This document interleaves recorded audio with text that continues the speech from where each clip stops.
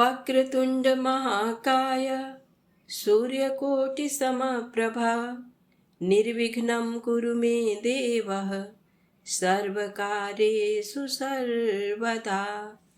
ओम श्री गणेशाय नमः। आप सभी का हमारे YouTube चैनल पर हार्दिक स्वागत है।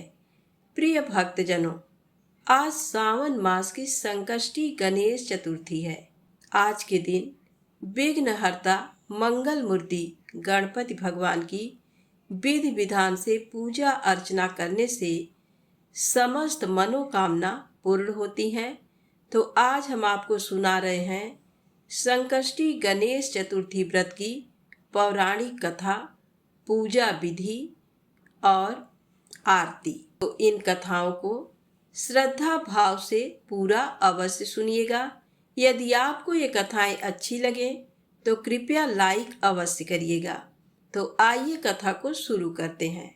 संकष्टी गणेश चतुर्थी व्रत प्रत्येक मास के कृष्ण पक्ष की चतुर्थी को किया जाता है। सावन मास के कृष्ण पक्ष की चतुर्थी को किया जाने वाला व्रत सावन संकष्टी गणेश चतुर्थी व्रत कहलाता है। भविष्य पुराण में कहा गया है कि जब मन संकटों से घिरा महसूस करे तो गणेश चतुर्थी का व्रत करें। इससे कष्ट दूर होते हैं और धर्म, अर्थ, मोक्ष, विद्या, धन व आरोग्य की प्राप्ति होती है। तो आइए सुने गणेश चतुर्थी व्रत की पौराणिक कथा। ऋषिगण पूछते हैं कि हे स्कंद कुमार, दरिद्रता, शोक, कुष्ठ आदि से विकलांग, शत्रुओं से संतप्त, राज्य से निष्कासित राज, सदैव दुखी रहने वाले, धनहीन, समस्त उपद्रवों से पीड़ित, विद्याहीन, संतानहीन, घर से निष्कासित लोगों, रोगियों एवं अपने कल्याण की कामना करने वाले लोगों को क्या उपाय करना चाहिए जिससे उनका कल्याण हो और उनके इन सभी कष्टों का निवारण हो।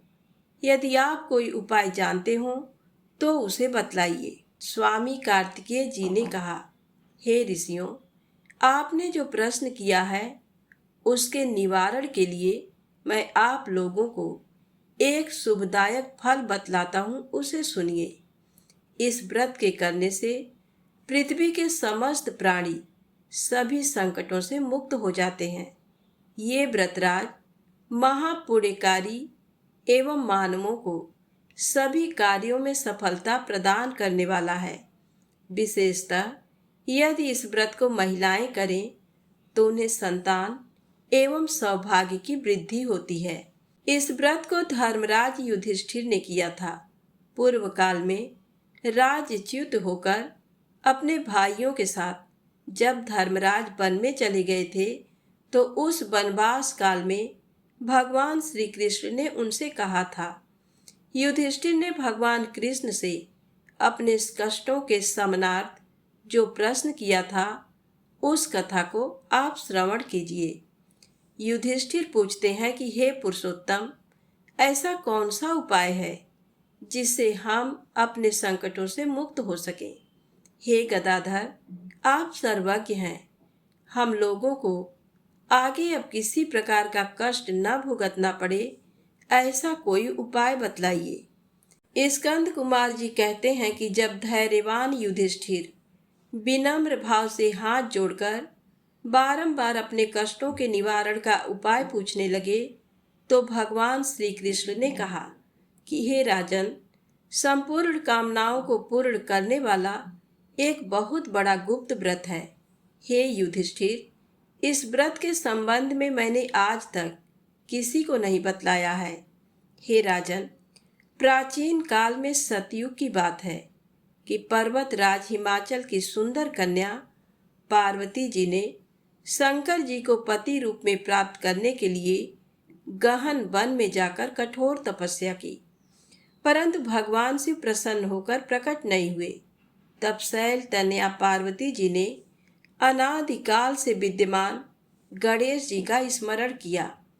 गणेश जी को उसी क्षण प्रकट देकर पार्वती जी ने पूछा कि मैंने कठोर, दुर्लभ एवं लोमहर्षक तपस्या की, किंतु अपने प्रिय भगवान शिव को प्राप्त न कर सकी। वह कष्ट विनाशक दिव्य व्रत जिसे नारद जी ने कहा है और जो आपका ही व्रत है, उस प्राचीन व्रत के तत्व को आप मुझसे कहिए। पार्वती जी की बात सुनकर तत्कालीन सिद्धिदाता गणेश जी उस कष्ट नाशक शुभदायक व्रत का प्रेम से वर्णन करने लगे। गणेश जी ने कहा, हे अचल सुते, अत्यंत पुण्यकारी एवं समस्त कष्ट नाशक व्रत को कीजिए। इसके करने से आपकी सभी आकांक्षाएं पूर्ण होंगी और जो भी व्यक्ति इस व्रत को करेंगे उन्हें भी सफलता मिलेगी। सावन मास के कृष्ण पक्ष की चतुर्थी की रात्रि में चंद्रोदय होने पर पूजन करना चाहिए। उस दिन मन में संकल्प करें कि जब तक चंद्रोदय नहीं होगा मैं निराहार रहूंगी। मन में ऐसा निश्चय करना चाहिए। इसके बाद सफेद तिल के जल से स्नान करें, मेरा पूजन करें। यदि सामर्थ्य हो तो प्रतिमास स्वर्ण की मूर्ति का पूजन करें। अभाव में चांदी, अष्ट धातु अथवा मिट्टी की मूर्ति की ही पूजा करें। अपनी शक्ति के अनुसार सोने, चांदी, तांबे अथवा मिट्टी के कलश में जल भरकर उस पर गणेश जी की प्रतिमा स्थापित करें। कलश पर वस्त्र आच्छादन करके अष्टदल कमल की आकृति बनावें और उसी मूर्ति की स्थापना करें। उसके बाद खोजसोपचार विधि से भक्तिपूर्वक पूजन करें। मूर्ति का ध्यान इस प्रकार से करें, हे लंबोदर, 4 भुजा वाले, 3 नेत्र वाले, लाल रंग वाले, हे नील वर्ण वाले, शोभा के भंडार, प्रसन्न मुख वाले गणेश जी, मैं आपका ध्यान करती हूँ। हे गजानन, मैं आपका आवाहन करती हूँ।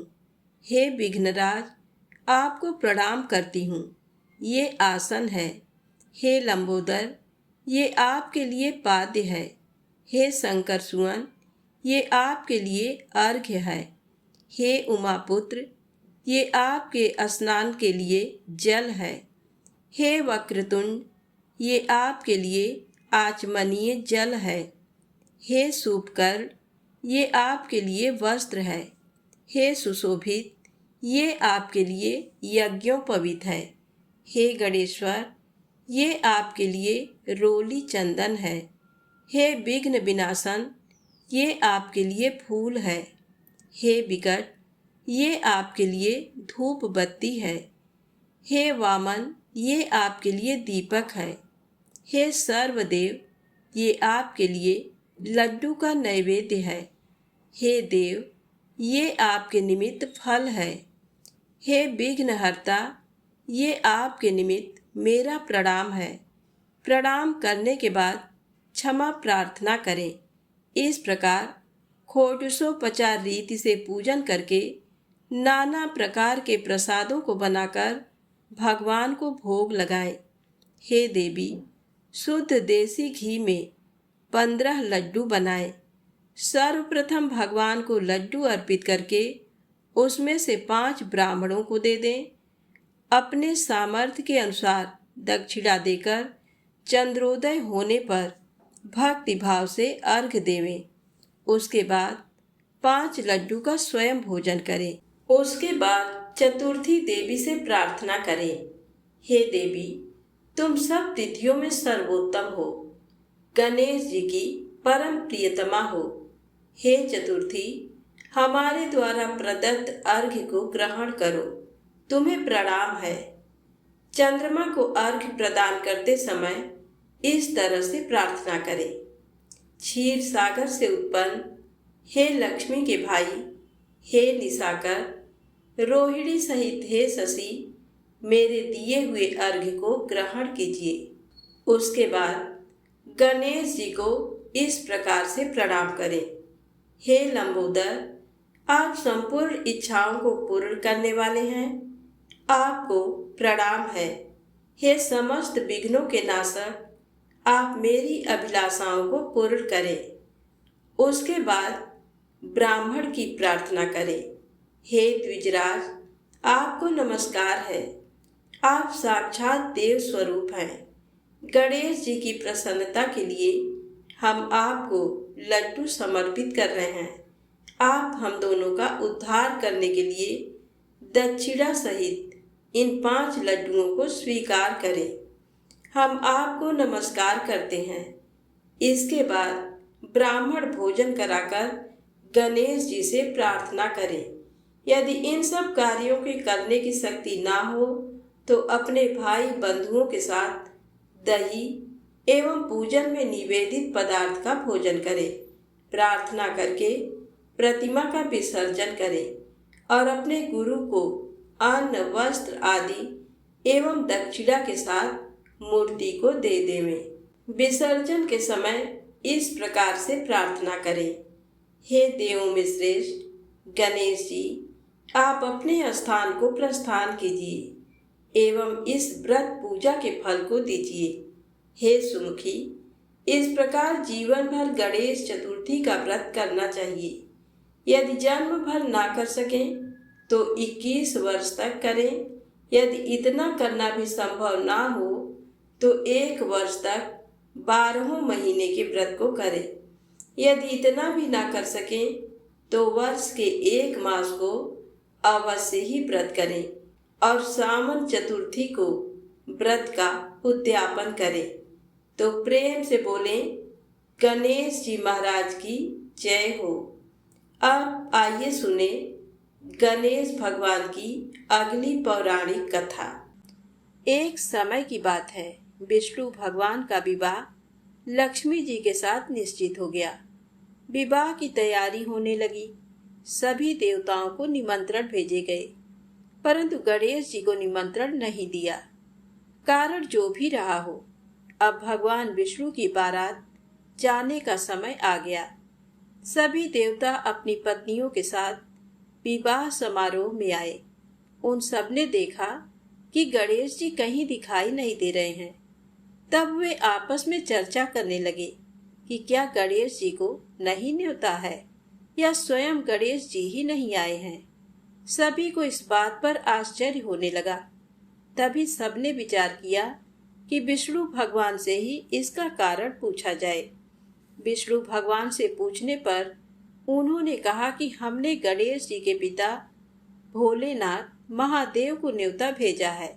यदि गणेश जी अपने पिता के साथ आना चाहते हैं तो आ जाते। अलग से न्योता देने की कोई आवश्यकता भी नहीं थी। दूसरी बात यह है कि उनको 1.25 मन मूंग, 1.25 मन चावल, 1.25 मन घी और 1.25 मन लड्डू का भोजन दिन भर में चाहिए। यदि गणेश जी नहीं आएंगे तो कोई बात नहीं। दूसरे के घर जाकर इतना सारा खाना पीना अच्छा भी नहीं लगता। इतनी वार्ता कर ही रहे थे कि किसी एक ने सुझाव दिया, यदि गणेश जी आ भी जाएं तो उनको द्वारपाल बनाकर बैठा देंगे कि आप घर की याद रखना। आप तो चूहे पर बैठकर धीरे धीरे चलोगे तो बारात से बहुत पीछे रह जाओगे। ये सुझाव भी सबको पसंद आ गया, तो विष्णु भगवान ने भी अपनी सहमति दे दी। अब होना क्या था कि इतने में गणेश जी वहां आ पहुंचे और उन्हें समझा बुझाकर घर की रखवाली करने बैठा दिया। बारात जल्दी।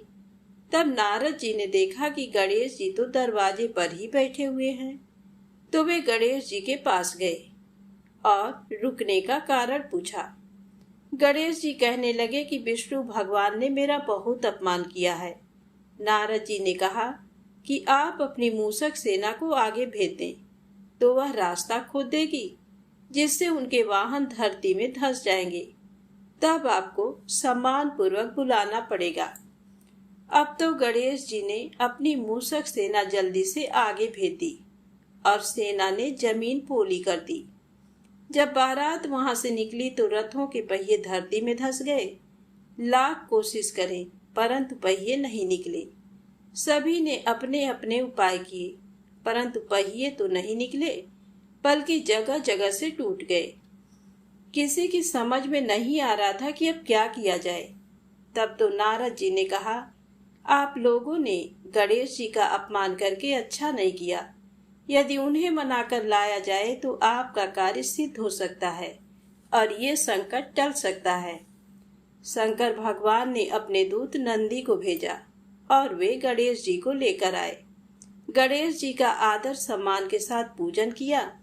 तब कहीं रथ के पहिए निकले। अब रथ के पहिए निकल तो गए, परंतु वे टूट फूट गए, तो उन्हें सुधारे कौन। पास के खेत में खाती काम कर रहा था, उसे बुलाया गया। खाती अपना कार्य करने के पहले श्री गणेशाय नमः कहकर गणेश जी की वंदना मन ही मन करने लगा। देखते ही देखते खाती ने सभी पहियों को ठीक कर दिया। तब खाती कहने लगा कि हे देवताओं, आपने सर्वप्रथम गणेश जी को नहीं मनाया होगा और ना ही उनकी पूजन की होगी, इसीलिए तो आपके साथ ये संकट आया है। हम तो मूर्ख अज्ञानी हैं, फिर भी पहले गणेश जी को पूजते हैं, उनका ध्यान करते हैं, और आप लोग तो देवतागण हैं, फिर भी आप गणेश जी को कैसे भूल गए। अब आप लोग भगवान श्री गणेश जी की जय बोलकर जाएं, तो आपके सब काम बन जाएंगे और कोई संकट भी नहीं आएगा। ऐसा कहते हुए बारात वहां से चल दी और विष्णु भगवान का लक्ष्मी जी के साथ विवाह संपन्न करा के सभी सकुशल घर लौट आए। हे गणेश जी महाराज, जैसे आपने विष्णु जी के कार्य को सफल किया, ऐसे ही हम सभी के कार्य को सिद्ध करना। तो प्रेम से बोलें, गणेश जी महाराज की जय हो। अब आइए सुने ज्येष्ठ मास के कृष्ण पक्ष की संकष्टी चतुर्थी व्रत की पौराणिक कथा। सतयुग में 100 यज्ञ करने वाले एक पृथु नामक राजा हुए। उनके राज्य में दया देव नामक एक ब्राह्मण रहते थे। वेदों में निष्णात उनके 4 पुत्र थे। पिता ने अपने पुत्रों का विवाह गृह सूत्र के वैदिक विधान से कर दिया। उन 4 बहुओं में बड़ी बहू अपनी सास से कहने लगी, हे सासू जी, मैं बचपन से ही संकट नाशक गणेश चतुर्थी का व्रत करती आई हूँ। मैंने पिता के घर में भी इस शुभदायक व्रत को किया है, अतः हे कल्याणी, आप मुझे ये व्रत अनुष्ठान करने की अनुमति प्रदान करें। पुत्रवधू की बात सुनकर उसके ससुर ने कहा, हे बहू, तुम सभी बहुओं में श्रेष्ठ और बड़ी हो, तुम्हें किसी प्रकार का कष्ट नहीं है और ना ही तुम भिक्षुड़ी हो। ऐसी स्थिति में तुम किस लिए व्रत करना चाहती हो। हे सौभाग्यवती, अभी तुम्हारा समय उपभोग करने का है। ये गणेश जी कौन हैं? फिर तुम्हें करना ही क्या है। कुछ समय पश्चात बड़ी बहू गर्भिणी हो गई। 10 मास बाद उसने सुंदर बालक का प्रसव किया। उसकी सास बराबर बहू को व्रत करने का निषेध करने लगी और व्रत छोड़ने के लिए बहू को बाध्य करने लगी। व्रत भंग होने के फलस्वरूप गणेश जी कुछ दिनों में कुपित हो गए और उसके पुत्र के विवाह काल में वर वधू के सुमंगली के समय उसके पुत्र का अपहरण कर लिया। इस अनहोनी घटना से मंडप में खलबली मच गई। सभी लोग व्याकुल होकर कहने लगे, लड़का कहाँ गया, किसने अपहरण कर लिया। बारातियों द्वारा ऐसा समाचार पाकर उसकी माता अपने ससुर दया देव से रो रो कर कहने लगी, हे पिताजी, आपने मेरे गणेश चतुर्थी व्रत को छुड़वा दिया है, जिसके परिणाम स्वरूप ही मेरा पुत्र गायब हो गया है। अपनी पुत्र वधू के मुख से ऐसी बात सुनकर ब्राह्मण दया देव बहुत दुखी हुए, साथ ही पुत्र वधू भी दुखित हुई। पति के लिए दुखित पुत्र वधू प्रतिमास संकट नाशक गणेश चतुर्थी का व्रत करने लगी। एक समय की बात है कि गणेश जी एक वेदज्ञ और दुर्बल ब्राह्मण का रूप धारण करके भिक्षाटन के लिए इस मधुर भाषणी के घर आए। ब्राह्मण ने कहा कि हे बेटी, मुझे भिक्षा स्वरूप इतना भोजन दो कि मेरी क्षुधा शांत हो जाए। उस ब्राह्मण की बात सुनकर उस धर्मपरायण कन्या ने उस ब्राह्मण का विधिवत पूजन किया। भक्ति पूर्वक भोजन कराने के बाद उसने ब्राह्मण को वस्त्र आदि दिए। कन्या की सेवा से संतुष्ट होकर ब्राह्मण कहने लगा, हे कल्याणी, हम तुम पर प्रसन्न हैं। तुम अपनी इच्छा के अनुकूल मुझसे वरदान प्राप्त कर लो। मैं ब्राह्मण वेशधारी गणेश हूँ और तुम्हारी प्रीति के कारण आया हूँ। ब्राह्मण की बात सुनकर कन्या हाथ जोड़कर निवेदन करने लगी, हे विघ्नेश्वर, यदि आप प्रसन्न हैं तो मुझे मेरे पति के दर्शन करा दीजिए।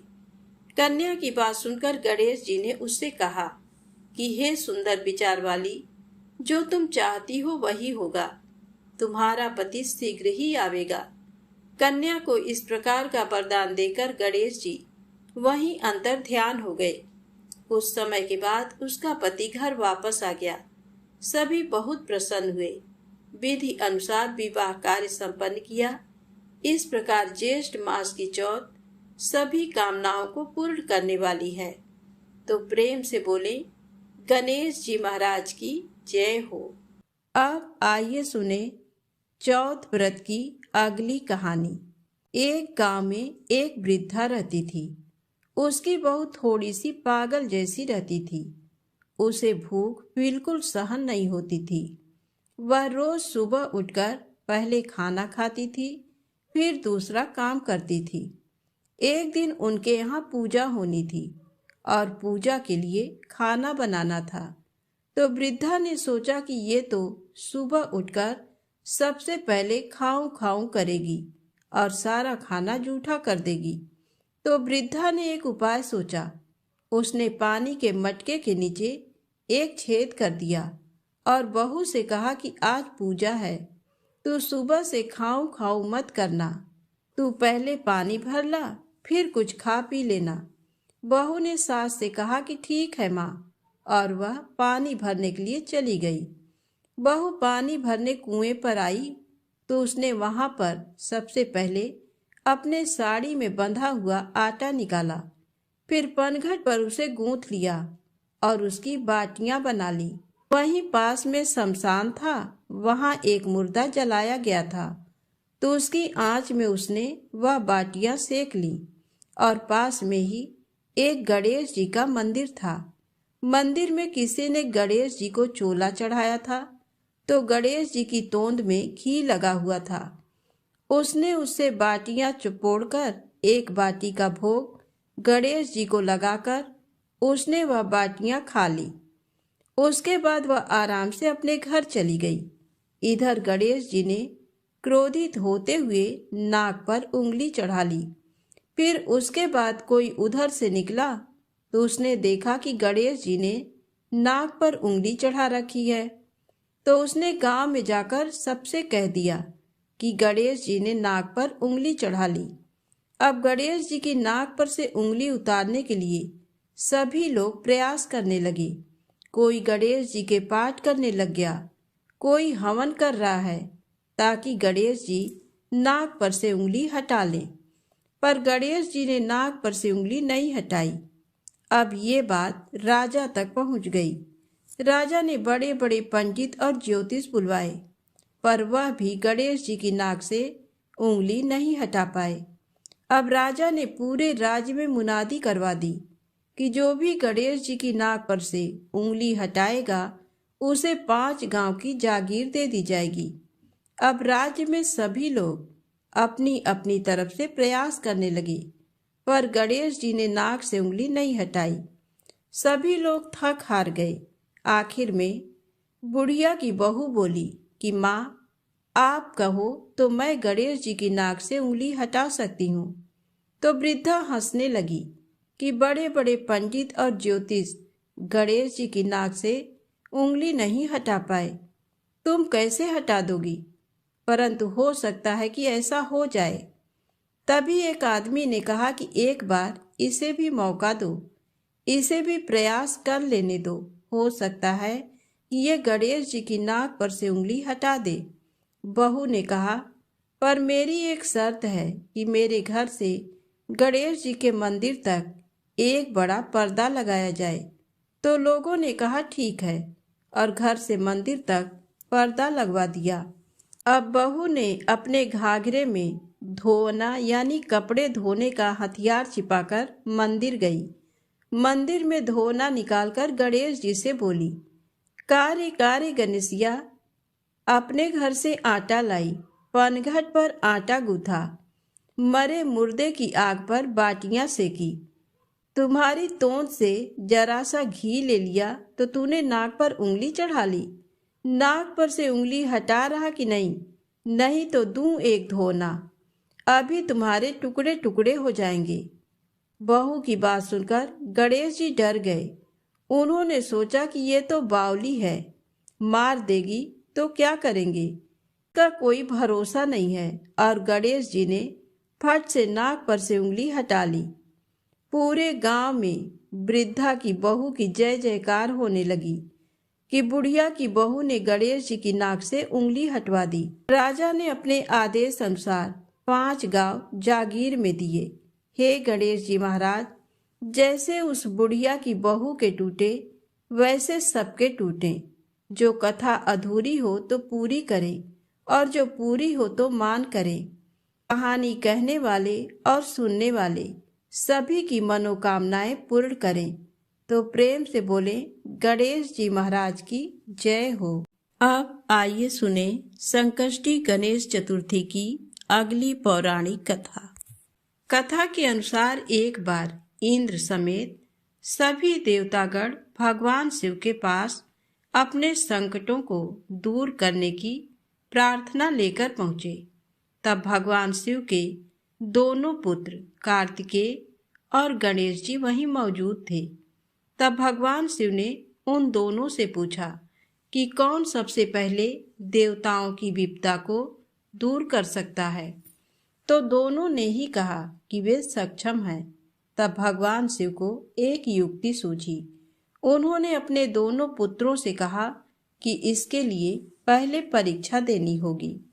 शिव जी ने कहा कि जो सबसे पहले इस पृथ्वी की परिक्रमा करके हमारे पास आ जाएगा उसे ही देवताओं का संकट दूर करने के लिए भेजा जाएगा।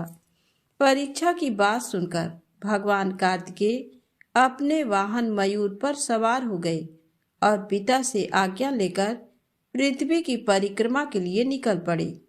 उधर गणेश जी बड़े ही सोच में पड़ गए कि उनका वाहन तो मूषक है, इससे पूरी पृथ्वी की परिक्रमा संभव नहीं है।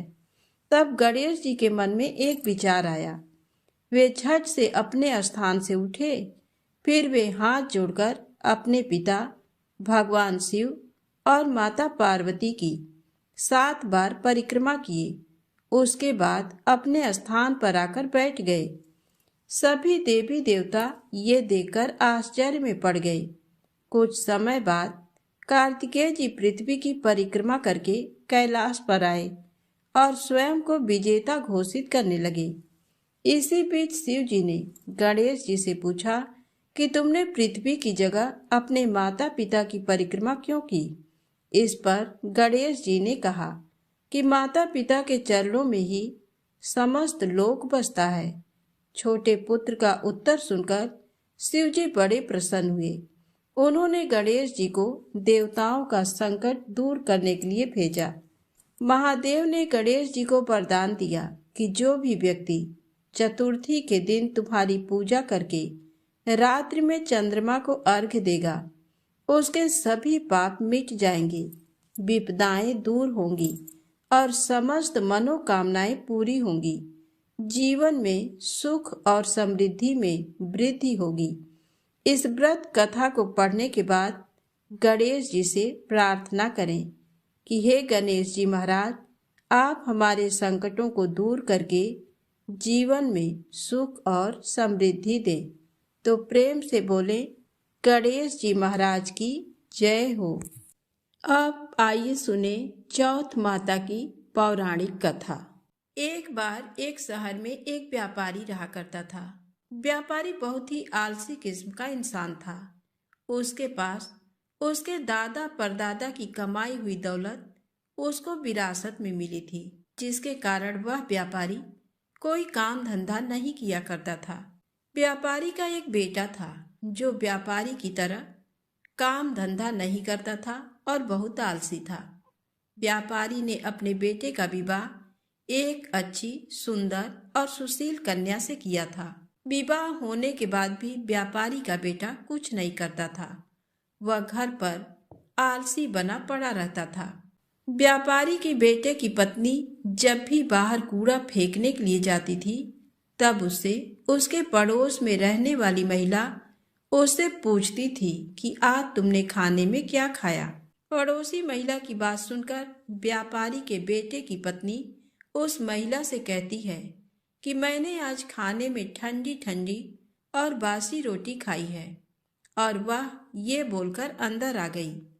जब भी व्यापारी के लड़के की पत्नी कूड़ा फेंकने बाहर आती, तो पड़ोस में रहने वाली महिला उससे रोज यही पूछने लगी, और व्यापारी की बहू बस यही जवाब देती थी कि ठंडी ठंडी और बासी रोटी खाई है। एक दिन अचानक से जब व्यापारी के लड़के की पत्नी कूड़ा फेंकने के लिए बाहर आई, तब पड़ोस में रहने वाली महिला ने उससे पूछा कि आज तुमने खाने में क्या खाया। तब लड़के की पत्नी ने बताया कि ठंडी ठंडी बासी रोटी खाई है।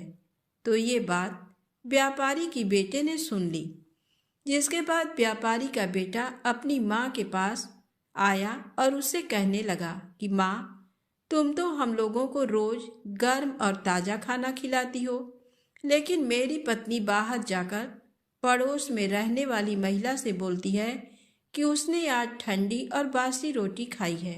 मेरी पत्नी ऐसा क्यों बोलती है? तब लड़के की माँ ने कहा कि बेटा, मैं तो तुम लोगों के सामने ही गर्म खाना तुम लोगों को खिलाती हूँ। पता नहीं तुम्हारी पत्नी ऐसा क्यों सभी लोगों से बोलती है। तब लड़के की माँ ने कहा, अगर तुमको मेरी बातों पर भरोसा नहीं है तो कल तुम खुद ही देख लेना कि मैं कैसा खाना तुम सभी को खिलाती हूँ और तुम्हारी पत्नी को देती हूँ। लड़के ने कहा, ठीक है। व्यापारी के लड़के ने सच्चाई जानने के लिए एक नाटक किया। व्यापारी के बेटे ने अपनी तबीयत खराब होने का नाटक करने लगा।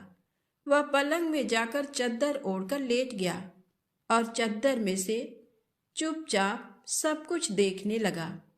और जब लड़के की माँ ने सभी को खाना परोसा, तब उसने देखा कि मेरी माँ ने तो गर्म खाना ही मेरी पत्नी को खिलाया है। मेरी माँ तो एकदम सत्य बोल रही है।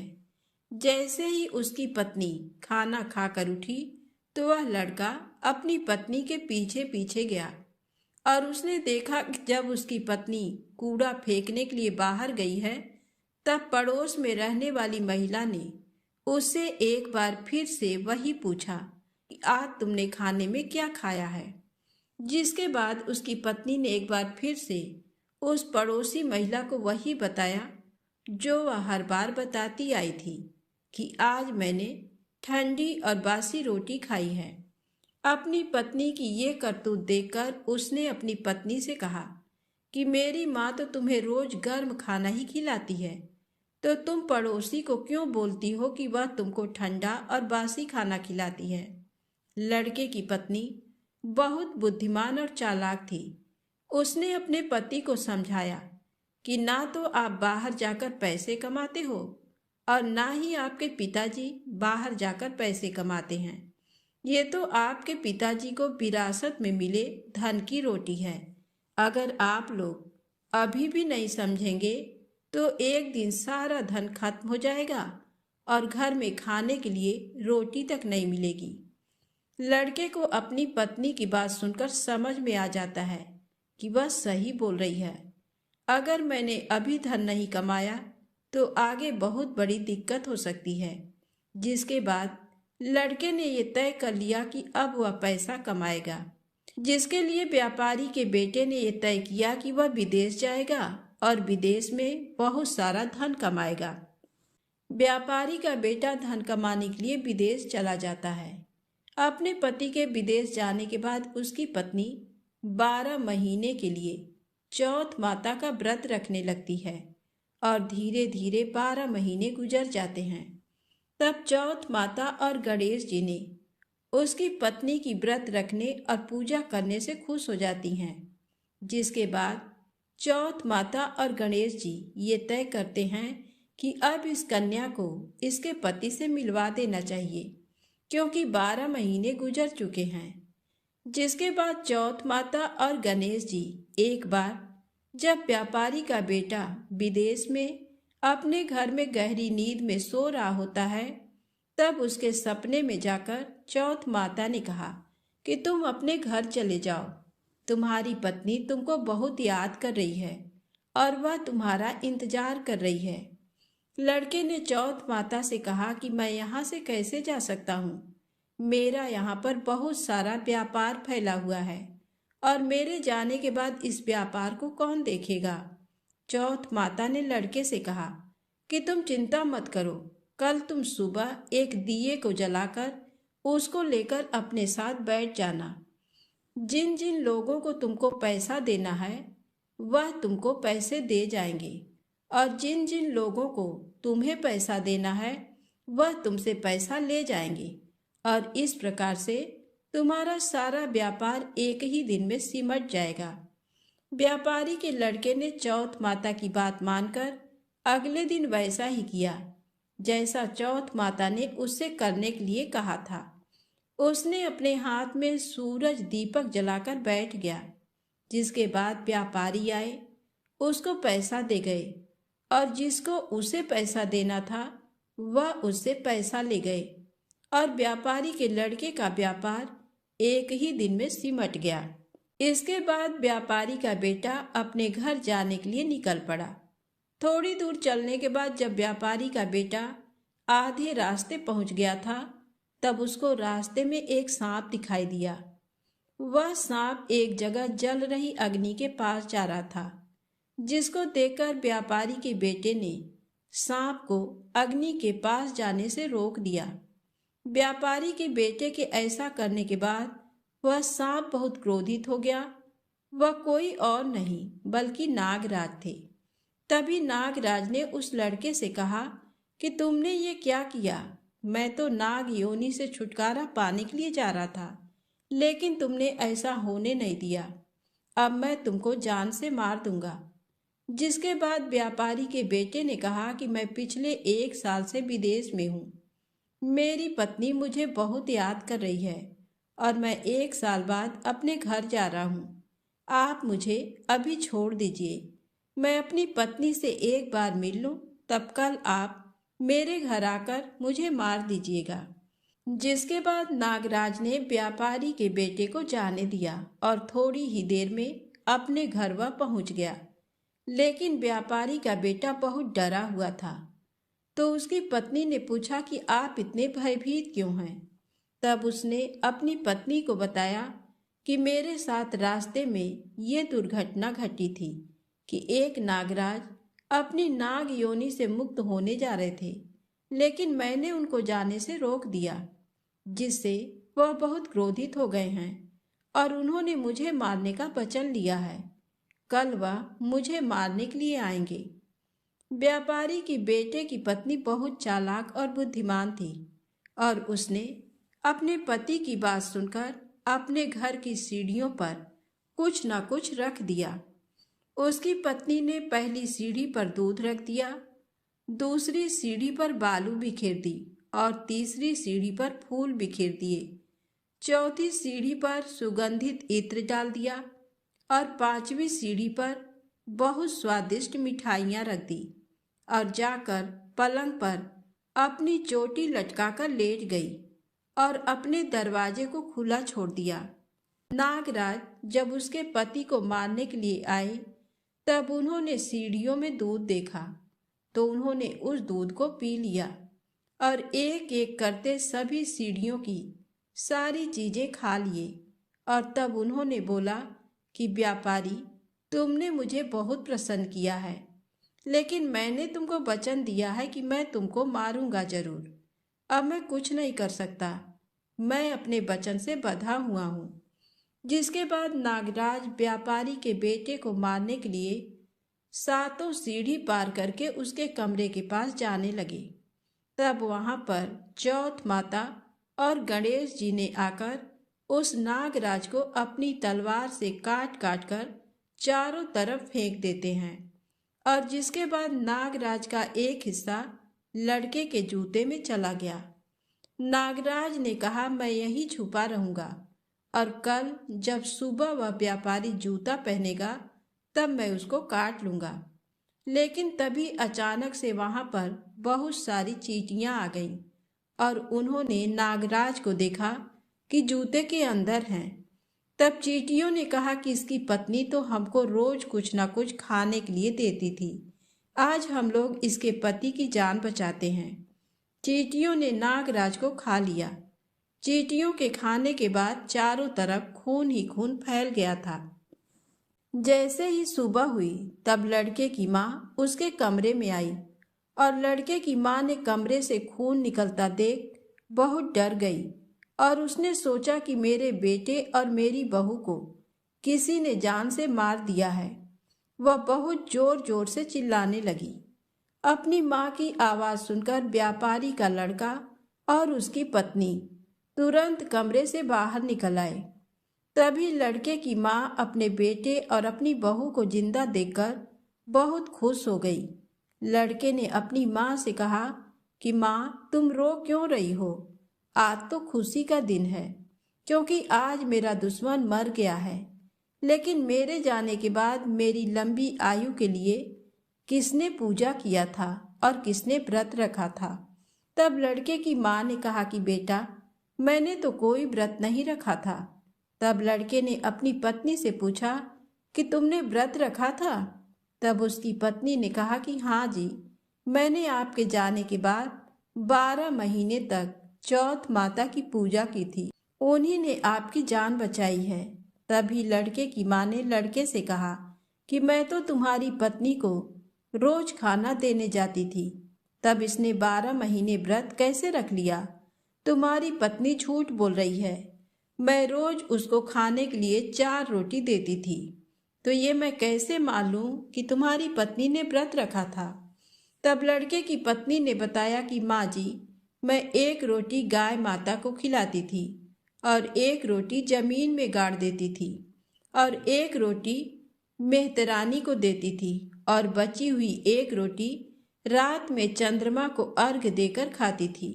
लेकिन तभी लड़के की माँ ने कहा, मैं तेरी बातों का विश्वास कैसे मान लूं? जिसके बाद लड़के की पत्नी ने कहा कि माँ जी, आप गाय माता से पूछ लो। जैसे ही गाय माता से पूछा ये बात सत्य है, तो गाय माता बहुत जोर जोर से हंसने लगी और उनके मुंह से पलाश के फूल गिरने लगे, जिससे ये बात सच साबित हुई। और फिर पत्नी ने जमीन खोदकर देखा तो रोटी की जगह सोने की रोटी थी और ये बात भी सच साबित हुई। फिर लड़के की पत्नी ने मेहतरानी से पूछा, उन्होंने हाँ कर दिया। ये बात भी सच साबित हो गई और तभी लड़की की माँ ने मान लिया कि मेरी बहू ने चौथ माता और गणेश जी की पूजा की थी। लड़के ने अपनी पत्नी को धन्यवाद दिया और सभी लोग मिलजुल कर हंसी खुशी रहने लगे। हे चौथ माता, जैसा फल ब्राह्मणी के बेटे को दिया वैसा सभी को देना। कहानी कहने वाले को, कहानी सुनने वाले को, हुंकारा भरने वाले को और पूरे परिवार को देना। एक बार प्रेम से बोलिए गणेश जी महाराज की जय, चौथ माता की जय। चौथ माता की दूसरी कहानी। एक बुढ़िया माई के ग्वालिया बछालिया नाम का बेटा था। बुढ़िया माई अपने बेटे के लिए 12 महीने की चारों चौथ करती थी। बेटा लकड़ी लेकर आता था और दोनों माँ बेटा उनको बेचकर गुजारा करते थे। बुढ़िया माई रोजाना लकड़ी में से 2 लकड़ी रख लेती और चौथ के दिन बेटे से छुपकर बेचकर सामान लाती थी और 5 पुआ बनाती थी। एक पुआ गणेश जी महाराज को, एक चौथ माता को चढ़ाती, एक ब्राह्मण को और एक अपने बेटे को खिलाती थी और एक पुआ खुद खाती थी। एक चौथ के दिन बेटा अपनी पड़ोसन के घर गया। वह पुआ बना रही थी। जब उसने पूछा कि आज क्या है जो पुए बना रखे हैं, तब वह बोली, मैंने तो आज ही बनाए हैं, पर तेरी माँ तो चारों चौथ को पुए बनाती है। उसने जाकर माँ से पूछा, माँ तू रोज पुए बनाती है, मैं इतनी मेहनत से कमाता हूँ। बुढ़िया माई बोली, मैं तो चौथ माता का व्रत करती हूँ। वह बोला कि तू मुझे रख ले या तो तू चौथ माता को ही रख ले। बुढ़िया माई बोली, मैं तो तेरे लिए ही चौथ का व्रत करती हूँ, इसलिए मैं तुझे छोड़ सकती हूँ, पर चौथ माता को नहीं। जब बेटा घर से जाने लगा तो बुढ़िया माई बोली, तू जा रहा है तो मेरे हाथ में से ये आखा लेते जा, जहाँ संकट आए वहाँ ही पूर देना। बेटे ने सोचा बात झूठी है, पर ले चलने में क्या बुराई है। वह चलने लगा और वह थोड़ी दूर पहुंचा ही था कि उसने देखा कि खून की नदी बह रही थी। कहीं से भी रास्ता नहीं मिला, तो आँखा पूर कर बोला कि चौथ माता, अगर तू सच्ची है तो रास्ता हो जाए। ऐसा कहते ही झट से रास्ता मिल गया। आगे गया तो घनघोर अंधेरा उजाड़ फैला हुआ था। उसने मन में सोचा कि मुझे शेर बघेरे खा जाएंगे, इसलिए वह आँखा पूर कर बोला, चौथ माता मुझे रास्ता मिल जाए। और तब जल्दी से रास्ता मिल गया। वह आगे चला गया। जाते जाते एक राजा की नगरी में पहुंचा। वहां का राजा रोजाना एक आदमी की बलि देता था। वह एक बुढ़िया माई के पास गया। वह बुढ़िया माई रोती जा रही थी और पुए बना रही थी। लड़के ने बुढ़िया माई से पूछा कि बुढ़िया माई क्यों रो रही हो। तो बुढ़िया माई ने जवाब दिया कि मेरे एक ही बेटा है, जिसकी कल राजा बलि देने वाला है। मैं उसी के लिए पुए बना रही हूँ। वह बोला, बुढ़िया माई अपने बेटे की जगह मुझे पुए खिला दे, मैं उसकी जगह बलि चढ़ने चला जाऊंगा। बुढ़िया माई ने कहा कि मैं दूसरे के पुत्र को कैसे भेज सकती हूँ, लेकिन वह नहीं माना। तो बुढ़िया माई ने उसको पुए खिला दिए। अगले दिन जब राजा का संदेश आया तो बुढ़िया माई ने सोचा कि मैं कैसे दूसरे के बेटे को बलि चढ़ने के लिए भेज सकती हूँ, मैं ऐसा नहीं कर सकती। लेकिन बाहर की आवाज़ सुनकर वह जाग गए और राजा के आदमियों के साथ चला गया। वहाँ मटके पकाने का, जिसमें कुम्हार मटके को पकाता है, आवा बना हुआ था, जो एक मनुष्य का भोग लेने के बाद ही उसमें आवा पकते थे। उन सब ने मिलकर सबको आवा में चुन दिया। वह आँखा पूर कर हाथ में बैठ गया। एक दिन में ही आवा पक गया और मिट्टी के घड़े सोने चांदी के बन गए। वहाँ एक जमादारनी झाड़ू लगा रही थी। तब झाड़ू से एक कंकड़ उछलकर उन बर्तनों से जा टकराया। तब जमादारनी ने राजा को जाकर बताया कि आपका आवा तो पक गया है। तब राजा ने सोचा कि आवा तो 8 दिन में पकता है, आज एक ही दिन में कैसे पक गया। जब जाकर देखा तो वहां पर तो मिट्टी के मटके की जगह हीरे मोती और सोने चांदी के कलश हो गए। अंदर से आवाज आई कि धीरे से उतारो, अंदर आदमी है। आवाज को सुनकर राजा के आदमी डर गए कि अंदर कौन सा भूत प्रेत आ गया। फिर वह बोला कि डरो मत, मैं तो सिर्फ एक आदमी हूँ जिसको तुमने अंदर चुना था। देखा तो अंदर हरे हरे जवारे उग रहे थे। राजा ने पूछा कि तू अंदर जीवित कैसे बच गया। तब उसने बताया कि मेरी माँ चौथ का व्रत करती है। जब मैं घर से निकला था तो मेरी माँ ने मुझे आंखें दिए थे, मैं उन्हीं को पूर कर बैठ गया और चौथ माता के कारण बच गया। जब राजा ने कहा कि मैं तेरे को एक घोड़े पर बैठाकर सांकल में बांध देता हूँ, यदि वह सांकल खुलकर मेरे बन जाएगी तो मैं चौथ माता को सच्ची मान लूंगा। तब वह आंखें पूर कर बैठ गया और चौथ माता से कहने लगा, हे चौथ माता, अब तुम ही मेरी लाज बचाना। तब सांकल खुलकर राजा के बंध गई। राजा ने अपनी बेटी की शादी उस लड़के से कर दी और बहुत सा धन दौलत देकर विदा किया। पड़ोसन बोली कि माई तेरे बेटे बहू आए हैं। जब छत पर चढ़कर देखा तो सच में बहू बेटे आ रहे थे। हे चौथ माता, जैसे आपने बुढ़िया और उसके बेटे पर कृपा बनाई, वैसे सभी पर कृपा बनाना। प्रेम से बोले गणेश जी महाराज की जय हो, चौथ माता की जय हो। अब आप बड़े ही श्रद्धा भाव से सुने गणेश चालीसा पाठ। वक्रतुंड महाकाय सूर्यकोटि समप्रभा निर्विघ्नं कुरु मे देव सर्वकार्येषु सर्वदा। जय गणपति सद्गुण सदन कविवर बदन कृपा, विघ्न हरण मंगल करण जय जय गिरिजाला। जय जय जय जय गणपति राजू, मंगल भरण करण शुभ काजू। जय गज बदन सदन सुखदाता, विश्व विनायक बुद्धि विधाता।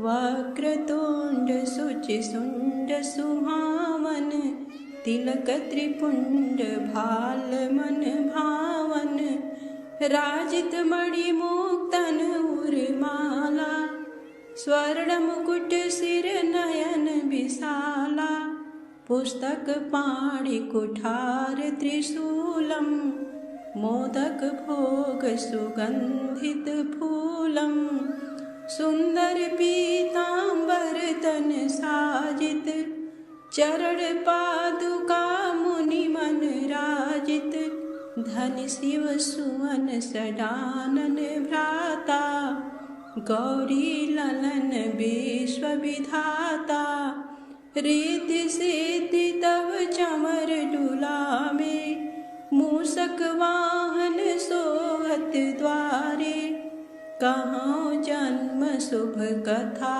तुम्हारी, अति शुचि पावन मंगलकारी, एक समय गिरिराज कुमारी, पुत्र हेतु तप कीना भारी, भयो यज्ञ जब पूर्ण अनुपा, तब पहुँचो तुम धरि द्विज रूपा, अतिथि जानी के गौरी सुखारी, बहुविधि सेवा करी तुम्हारी, अति प्रसन्न हुए तुम वर दीन्हा, मातु पुत्र हित जो तप कीन्हा, मिलहि पुत्र तुहि बुद्धि विशाला, बिना गर्भ धारण यही काला, गणनायक गुण ज्ञान निधाना, पूजित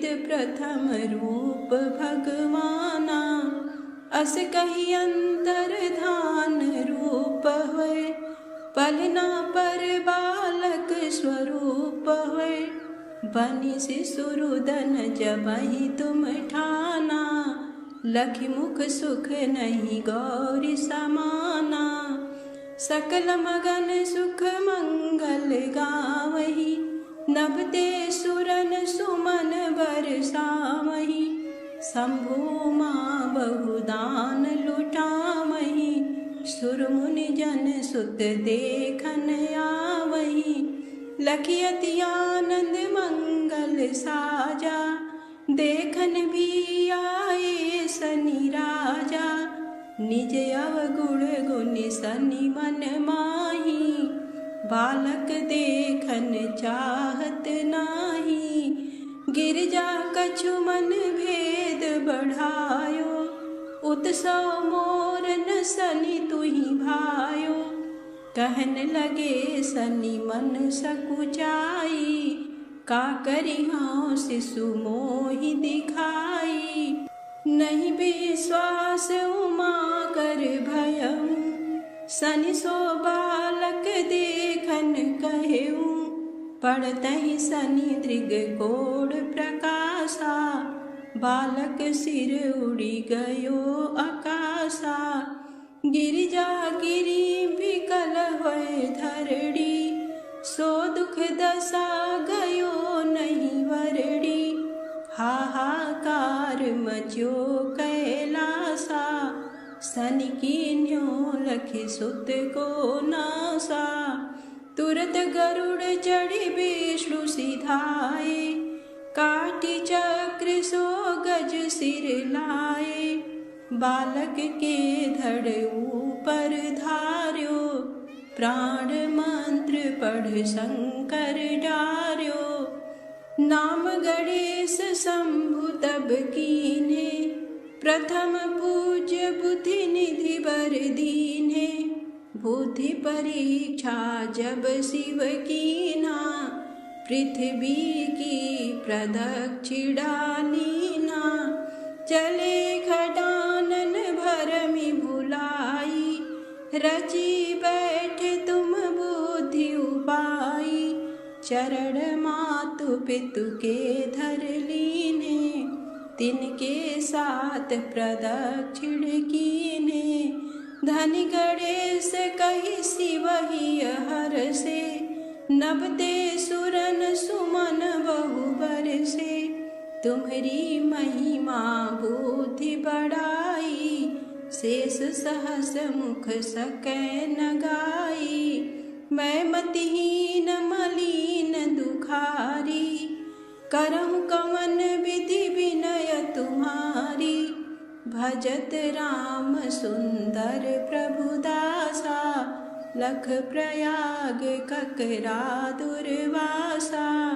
अब प्रभु दया दीन पर कीजय, अपनी शक्ति भक्ति कछु दीजय।